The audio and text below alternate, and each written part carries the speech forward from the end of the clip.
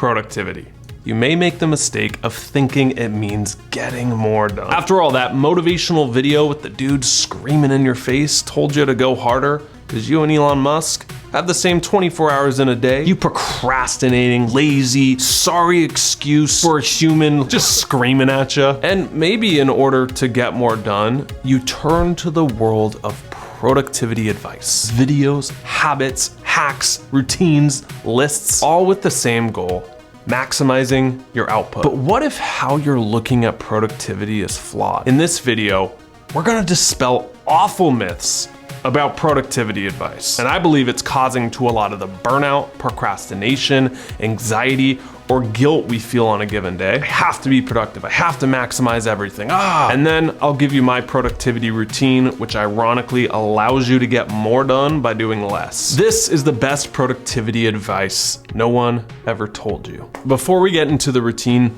I want to talk about 3 super important worldviews on what productivity is versus what it is not. Let's take it back to 1906. Italian economist, whose name I will butcher, Vilfredo Pareto, was in his garden one day when he noticed something strange. When looking at his pea pods, he noticed that 20% of the pods were yielding 80% of the peas. He was obsessed with this. Being an economist, where else does this distribution happen? The answer: pretty much everywhere. Famously pointing out in macroeconomics that 80% of the wealth is held by 20% of the people. But it doesn't end there. In society, 20% of the roads get 80% of the traffic. 20% of a business products yield 80% of the revenue. You can also flip it, maybe in your personal life. 20% of your friends give you 80% of the happiness. 20% of your clothes get 80% of the wear. 80% of the beer is drank by 20% of the people. I was probably in that camp until I went sober 278 days ago. But I think breaking that streak here on YouTube with you is a good way to celebrate. Cheers. Just kidding, it's Heineken Zero. Such a rebel, living on the edge. One note here, it doesn't have to be absolute. It doesn't have to be right on the money of 20-80 or 80-20. It can be 90-10, 70-30, anywhere where there's a disproportionate amount of input and output. That is known as the Pareto principle. So let's apply this. Let's bring it back to productivity. Those 10 hours that you spend grinding on your business, reality is probably only 2 of them are any good. The other 8 can help if you have the right systems in place, but man, when I was a beginner entrepreneur, I remember those 10-hour days. And if I'm brutally honest, the heavy lifting, needle moving tasks took me 2 hours. Let me give you another productivity law. It's called Parkinson's law.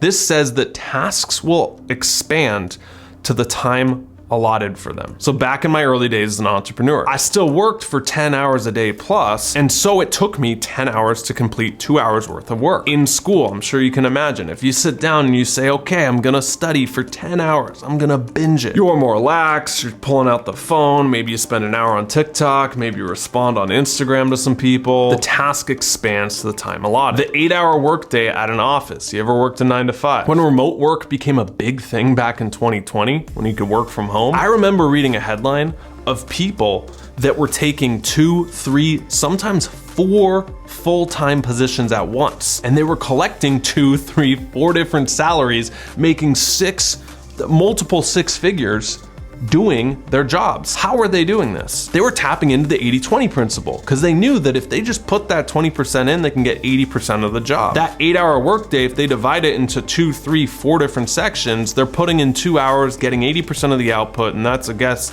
enough to not get fired. And collect bank, baby. 4 paychecks, yes please. So what's the point, Clark? Just don't work other 6 hours in the day? That's not the advice I'm giving here. See, the worst productivity advice treats you like a robot. It tells you to do more routines, more lists, more habits, more hacking. The problem with that is that your willpower is finite. But as we just saw with those 2 laws, not all your inputs give you the same output. So if you're managing time to just do unimportant tasks, it's pointless. And moreover, if you give yourself more time, that doesn't necessarily mean you're gonna get more out of it. The best productivity advice, and the one that changed my life, helped me grow a 7-figure business, helped me keep my sanity with all the 50,000 things I have to do on a given day. Manage your energy, not your time. Most people will write a list and then they'll check off all the unimportant tasks before they get to like that 1, 2, maybe 3 big ones at the end.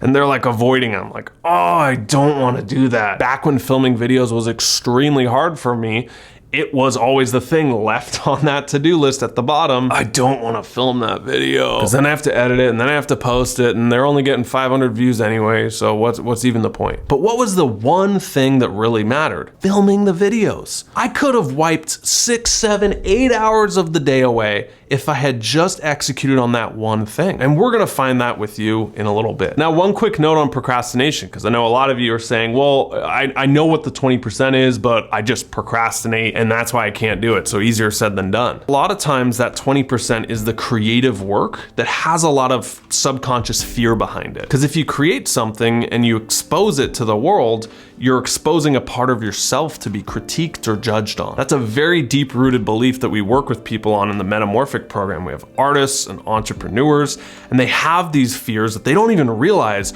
are the root cause of the procrastination. So they'll come in with, I procrastinate, that's my problem. If I just didn't procrastinate, I could just, create the dream and the business and the life that I want. But what they don't understand is why they procrastinate. Okay, procrastination is a symptom. Fear is often the root. And fear goes way deeper. Can go to your childhood, can go to the girl that rejected you, could go to your parents telling you you're not good enough. One time you put out something and people hated it and you got all this criticism, so you said never again. Let me ask you this. Is a headache an Advil deficiency? Advil helps relieve the headache, but what caused the headache? It wasn't a lack of ibuprofen. Your brain, oh, I didn't get my 200 milligrams today. Headache, here you go. No. The simplest answer could be dehydration. In other words, the root cause of the headache is dehydration, and the symptom is the headache. So if you fix the root cause, oftentimes you don't need all the other things. Same thing with procrastination. If you fix the root of it, the fear behind it, the procrastination naturally dissipates and fades away. If you're interested in that, I'll link down below our Metamorphic program where you can speak to one of our coaches, see if we can help. So now that you know that not all inputs are created equal and you should manage your energy, not your time, let's talk about the next important thing here. You've been brainwashed. We as a society have been brainwashed. We think that results are just showing up. Go to a job, you trade your time in, you get a paycheck. If you work a job, you get paid evenly for each hour. You make 15 bucks an hour, you work 8, 15 times, you make 120 bucks. Math is hard. From a young age, you're in school. You have 6 periods, it's an 8-hour day. College, you have semesters, lectures that you attend. And in some colleges, you get points just for showing up. Not to sound like the old guy giving you a lecture, but have you noticed that life doesn't work that way? You're brought up thinking if you just show up and work hard, you get the results. Nearly everything in life does not work that way. But the productivity advice that's telling you habits, routines, tactics, tricks is approaching life from that first camp of just show up, do the work, everything's equal, you'll get results. Life does not work that way. So there's a new camp here. And this is the camp that I'm trying to open your eyes to and get in. The best way to illustrate this is with a quick story. There's a locksmith who starts his own company where he picks locks and lets people into their cars that get locked out. And at first he really sucks.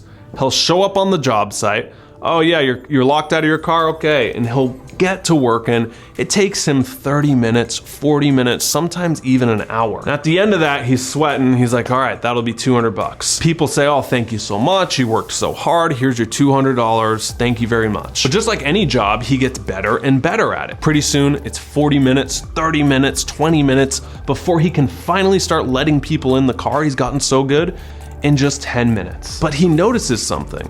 When he does it in 10 minutes and says that'll be $200, people's reaction towards him completely changes. 200 bucks? Dude, you literally just pumped up the little thing, put your little coat hanger in there, and let me in my car. Like, that's 200 bucks? See, what people didn't understand, but the locksmith grew to understand, and what you have to understand, is that you're not compensated for your time, you're compensated for the value you provide. That first camp of like just showing up, that fights us because we see 10 minutes, $200, no way, dude. The locksmith tapped into what is called a ROW, results only work environment. This is something that my company has adopted, where we don't care how long you work, we don't track your hours, I don't care if you work 1 hour or 20 hours in one day. As long as you're getting the job done and you're meeting the expectations and you're exceeding it, that's all we care about. Results, that's it. A lot of companies do them too. My point, start approaching your days, your life as a row of results-only work environments. Not the first example of the locksmith, hours for dollars,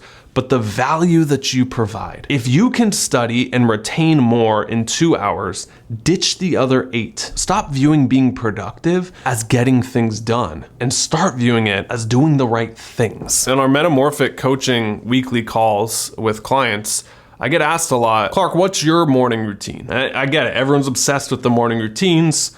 You see a TikTok montage of someone talking about theirs. It's like 80 steps. You have to meditate, slam a green smoothie, go on an 8-mile jog, ice bath, breathing, sauna, all before 5 a.m. too. Otherwise, you failed. I've tried that for extended periods of time. I had this pretty elaborate morning routine. Although it can help, I realized that it didn't really contribute to a lot of the outputs that we've been talking about here. It wasn't really sustainable because sometimes it takes 2 or 3 hours of your day first thing in the morning. I don't know about you, but I'm freshest in the morning. I love maximizing that like first 1, 2, 3 hour window. So here's what it actually looks like and what is sustainable. This is my results only, lazy but productive morning routine. Try this out and see for yourself. There are 6 steps. Step number 1.